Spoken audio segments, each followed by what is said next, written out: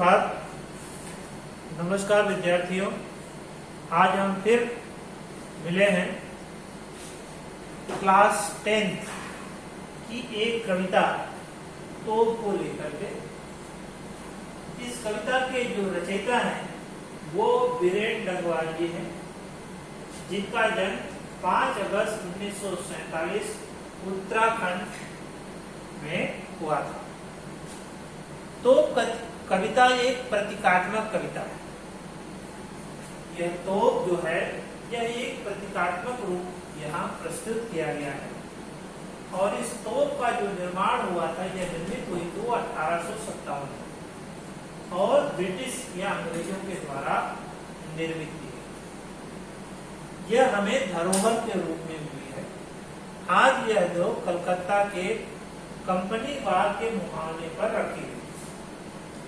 लेखक ने जब कंपनी बाग के मुहाने पर रखी गई इस तोप को देखता है तो वह उस तोप के बारे में सोचता है कि यह तोप हमें धरोहर में मिली है। धरोहर दो रूप में होती है। एक धरोहर वह होती है जो हमें हमारे देश और समाज की प्राचीन संस्कृतियों की याद दिलाती है।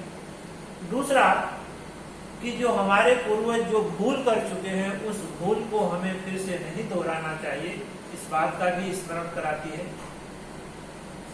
इस तोप के माध्यम से यह तोप जो है अपने जमाने में बहुत ही बहादुर थे। इसने बहुत से लोगों की धज्जियां उड़ा दी थी, बहुतों को मौत के घाट उतार दी थी। परंतु कब जब इस तोप को आज देखता है तो आज यह तोप जो है मूक है, एक प्रदर्शनी की वस्तु बन गई। इस कविता के माध्यम से जो संदेश देने की बात कही गई है कि अत्याचार करने वाले व्यक्ति का एक दिन शांत होना ही पड़ता, उसका अत्याचार का अंत होता ही। तो कविता को हम पढ़ेंगे, उसके सरलार्थ को जानेंगे। कंपनी बाग के मुहाने पर।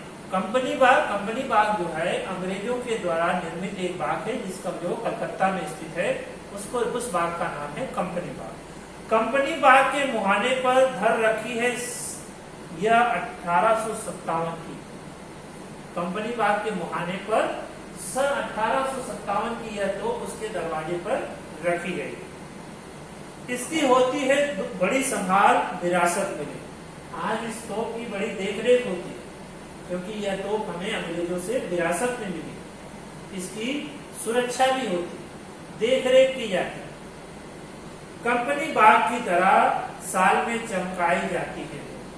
जिस प्रकार कंपनी बाग को हम सुरक्षित रखते हैं क्योंकि वह कंपनी बाग अंग्रेजों से हमें प्राप्त हुआ था, वैसे ही साल में 2 बार कंपनी बाग की तरह इस तोप को 2 बार चमकाया जाता है।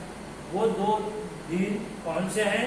एक 26 जनवरी और ये 15 अगस्त।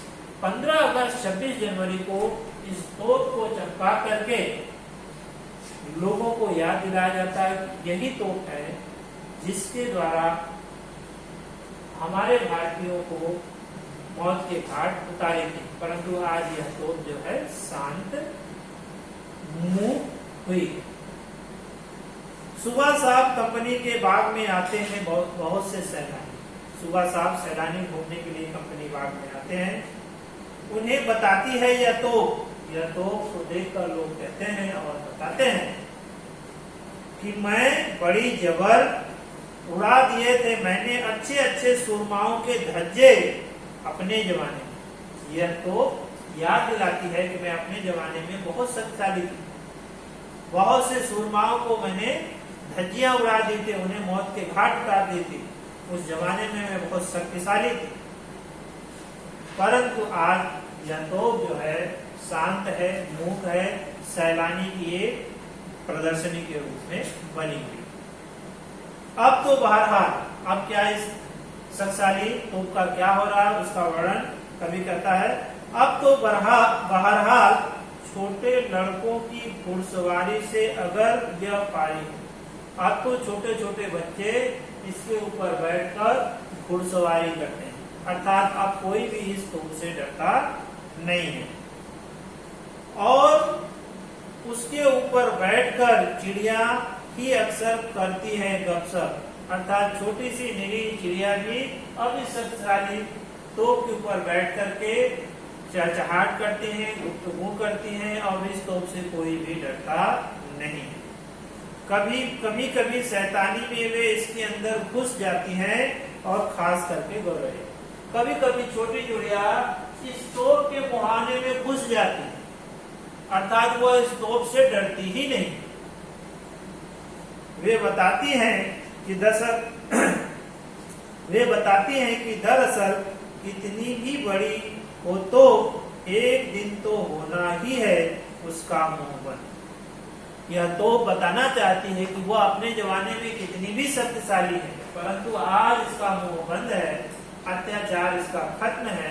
ऐसे ही समाज में जो पैसे के बल पर, शक्ति के बल पर जो अपने शक्ति का दुरुपयोग करते हैं, उनकी शक्तियों का भी नाश होने वाला है। जैसे अंग्रेजों ने मद में चूर होकर भारत को गुलाम बनाया, उस पर अत्याचार किया और एक दिन यही भारतवासी, उन गुलाम भारतवासी जो हैं, अंग्रेजों के अत्याचार का मुंहतोड़ जवाब दिया और इस देश से उन्हें निकाल फेंका। अर्थात इस कविता के माध्यम से कवि यह संदेश देना चाहता है कि हमें अपनी विरासतों की रक्षा करते हुए उससे प्रेरणा लेनी चाहिए कि हमारे पूर्वज क्या भूल किए, क्यों हम गुलाम हुए, इसके बारे में हमें सोचना चाहिए।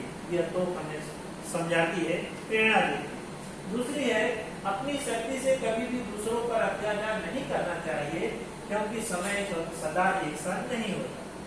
समय एक साथ नहीं होता है, अत्याचार का एक दिन नाश जरूर होता है, इसलिए हमें शक्तियों का दुरुपयोग नहीं करना चाहिए। तीसरा जो है, अत्याचार का अंत अवश्य होता है, अर्थात जो भी अत्याचारी व्यक्ति है उसका अंत एक दिन अवश्य होता है। अर्थात इस कविता के माध्यम से जो सीख मिलती है कि हमें अत्याचार नहीं करना चाहिए, कभी घमंड नहीं करना चाहिए, और दूसरी सीख यह मिलती है कि यह अत्याचार करने वाले लोग हम पर अत्याचार क्यों किए, उसमें कौन सी कमियां रही, उस कमियों को हमें ढूंढना चाहिए। तो इस कविता से तो कविता को हमने सीखा, उसमें जाना और उसमें सीख प्राप्त की। इस कविता से संबंधित जो भी प्रश्न है आपको